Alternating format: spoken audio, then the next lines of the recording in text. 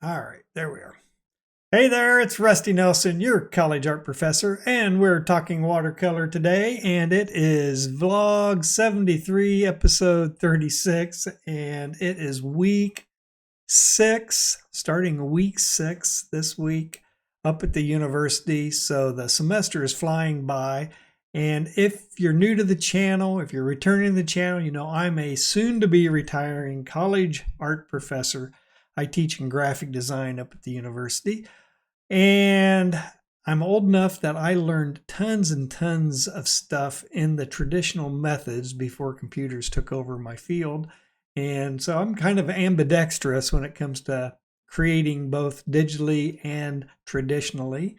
And it's been a pretty valuable set of skills and things I've had to kind of keep up with over the years with teaching foundation art courses, and my illustration course used to be predominantly traditional media, but I over time switched it over, and it's now completely digital painting and things like that, using graphics tablets on a computer or iPads and things like that with various apps. My favorite app for use on a tablet is Procreate. It's a really good software for you to get in there and start sketching and drawing using your hand skills, those observation skills and everything that you do in a traditional sense, just transitioning it over to a tablet. So I've been using and developing skill sets with that in the last few years, along with really getting neck deep into watercolor in the last 10 to 12 years. I started out in graphic design. I did a lot of ink drawing and color pencil work and even acrylic work early on in my career. And I came to realize that all the big name illustrators, those nationwide, nationally known illustrators, and the artwork that they were creating, most of it was being done with wet media, and the effects and things that I was having such a hard time figuring out how to do with acrylic or oils or even color pencil. It was wet media. So I started training and learning about how to paint with wet media, and I started out with gouache. So it's an opaque watercolor, but I discovered over time and developing several various techniques using gouache that my technique was becoming more and more watercolor-ish. So I really started transitioning and committed to going into full-blown traditional transparent watercolor probably about 12 years ago. So, out of my 40-year career in working in graphic design and advertising and in higher education, it's kind of evolved to that point. And I really love watercolor because the speed and the quickness you can get really amazing results with, where it's not as labor intensive, where my gouache techniques and stuff really did take quite a bit of time. And I discovered over time that my patience level was dropping as I was getting older. And I didn't want to spend 8 to 10 to 12 hours on a single piece. I wanted to get in, sit down, work on it in a session, and have a completed piece. So that's kind of where I started 12 years ago with that notion and mindset behind getting started with traditional transparent watercolor. I still like gouache. It's a lot of fun. I know I've been promising about doing a tutorial on that, and I even actually have it on my list right here. So I'm going to do some sort of a gouache demo sometime coming up. But I've also been working through my list of suggestions that people would like to see. So I do have a frog tutorial coming up in the coming week. Last Saturday's watercolor tutorial was what was it? It was, let me look here. Gosh, I'm like, oh, senior moment. Let's go back over here. Content, I think. Oh yeah, it was another floral tutorial. I actually shot that one about 2 weeks ago, and I threw a figure watercolor tutorial in between when I shot it. So I kind of spaced it out. So I think I shot this one almost immediately after my first floral tutorial of those little pink petals. And then I did this one. It was kind of a bookend where the first one, the pink one, was all about painting the petals, and the background didn't have a lot of color or anything to it. And then this new one that was out on Saturday, it was about painting all the shapes and the forms, the negative space first, and then coming into it was some daisies that I was painting on it. So kind of my two bookends on both two different directions and ways of painting some flowers. And then I threw that figure study in between those two. And then this coming week, I have one that was requested maybe a month or so ago, about doing a frog. I thought, okay, a frog would be fun. So I did do a frog, and it's going to be posted on Saturday. And I have a cat. I want to do some dogs. I've painted a lot of dogs over the years, and they always seem to make their way into my artwork. So I really do like adding dogs into the scenes. And then I need to do some figures, group shots and group figures, and more exercises on figures that you can add into your watercolors as well. So, but all of these things are really studies and things you should be practicing, constantly if you're really wanting to get good at adding these things in. And to be honest, I don't practice them right now enough. I've got so many various things that I'm juggling to try to do, not only my artwork and my watercolor, my ink drawings, my pencil drawings, everything I have to teach up at the university, but now also try to figure out how to do videos and content creation on YouTube. So let's just say I am stretched a little thin, but I love doing it all. So I definitely like being a jack of all trades and being able to do a little bit of everything. So, but yeah, figures. And I promise this, and this one's going to happen. I think if I can get through this month and into October, I'm going to start doing some live streams on, I think, Sundays. So just keep that in mind, and I'll let everybody know when that's going to happen.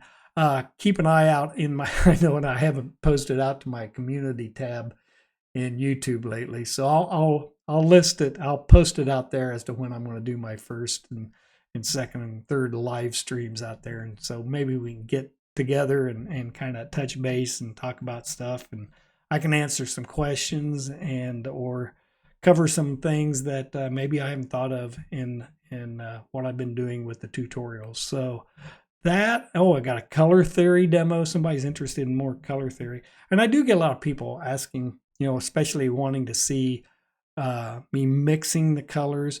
And I know I've talked about this in the past as well, that I tend to, I've been using actually some really cheap paper, and you've heard me talk about it because it dries quicker than the really good paper. And for these tutorials, I'm trying to keep them quick and snappy.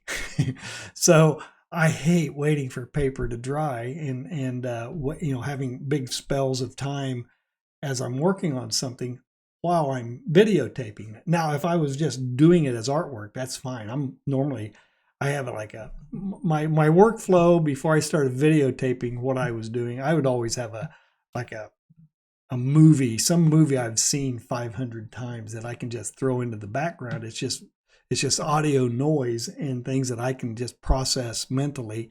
And it's also like a timer. I can almost gauge as I'm going through the movie where I should be. It's a weird thing, but I always loved watching movies, any kind of movies I've seen multiple times while I was doing watercolors. But that kind of went by the wayside when I started shooting and videotaping everything.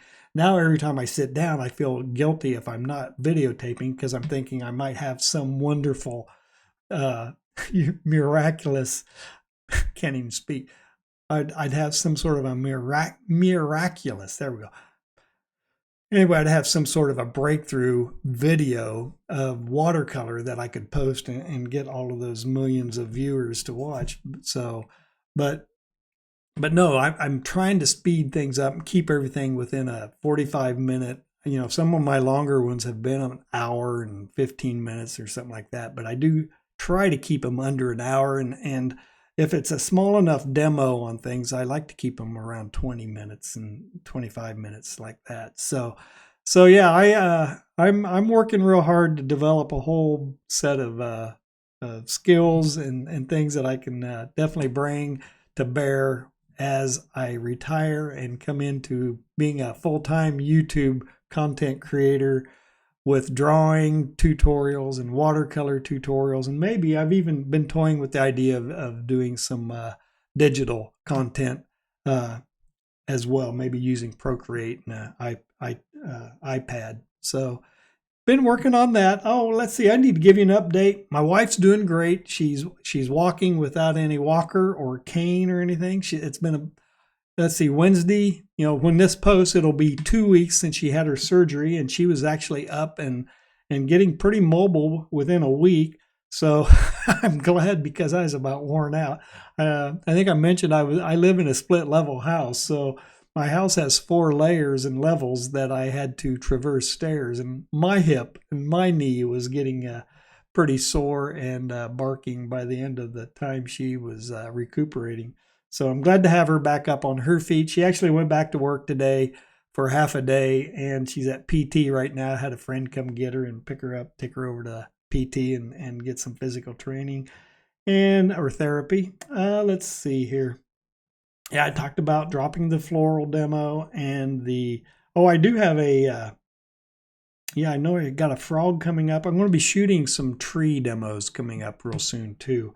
I want to do some more of the canopies and watercolor canopies and trees and things like that. I think they're fun to practice as well. And you really have to kind of get into that zen, that tree zen when you're doing watercolors. But I also love drawing trees, especially the trunks and the bark with ink. And I have a whole set of new ink tools, since somebody's giving me crap about drawing with Sharpies in my ink tutorials. I like Sharpies, they're fast too, but I have some new brush markers, and actually I downloaded some calligraphy. I haven't done calligraphy since college, and I remember that was actually my typography class, was doing calligraphy in college back in the days before computers, and we weren't actually ordering type back then. So calligraphy was my introduction to typefaces and everything. So I used to have really good handwriting when I was in grade school and junior high, but maybe a little bit through high school.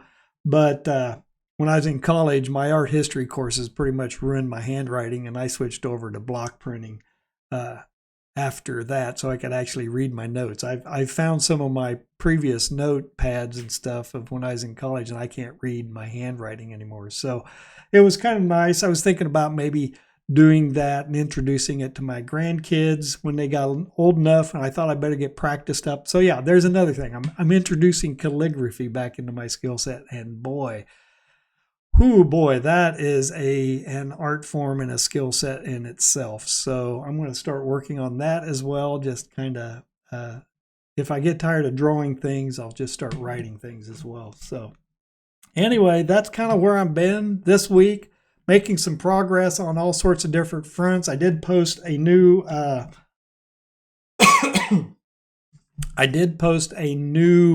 Gumroad product out there. So it's a 15-week watercolor challenge. It's essentially a syllabus, and you go through the 15 weeks of, I think I have 4 videos for each week that you could watch of my library on YouTube, and do that week's worth of exercises. And if you get the calendar in addition to the syllabus, you could do your Monday, Wednesday, Friday type assignments, the same thing you would be doing in a college level course up at the university. So, and everything that those students are always working real hard to avoid spending their amount of time that they should be spending on developing their skill sets. So they hate the thought that learning art and developing those hand-eye hand skills,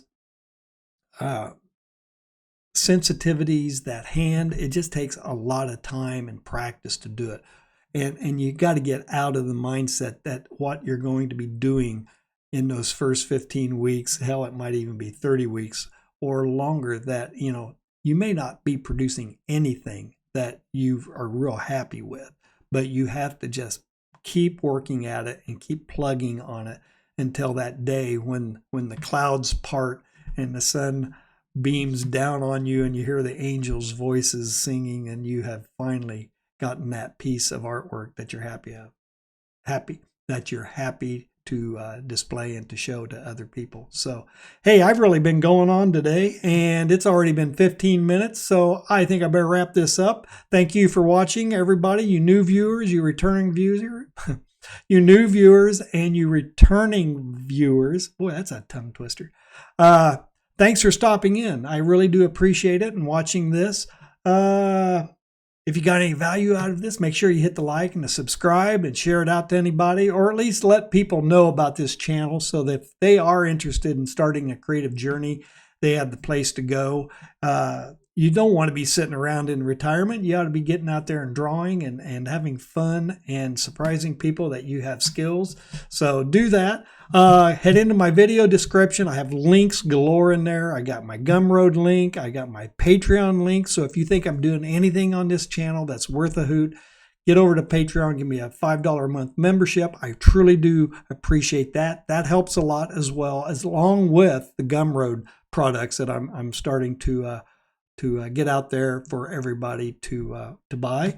And what else? Links. Oh yeah, download links, free links over on my website for Bridgman, Loomis, Riley, and just a whole host of supplies and tools, affiliate links for Amazon. So if you buy anything from there, I'll get a small commission. So do all that. I'll be happy as a clam, and I'll see you guys next week talking watercolor.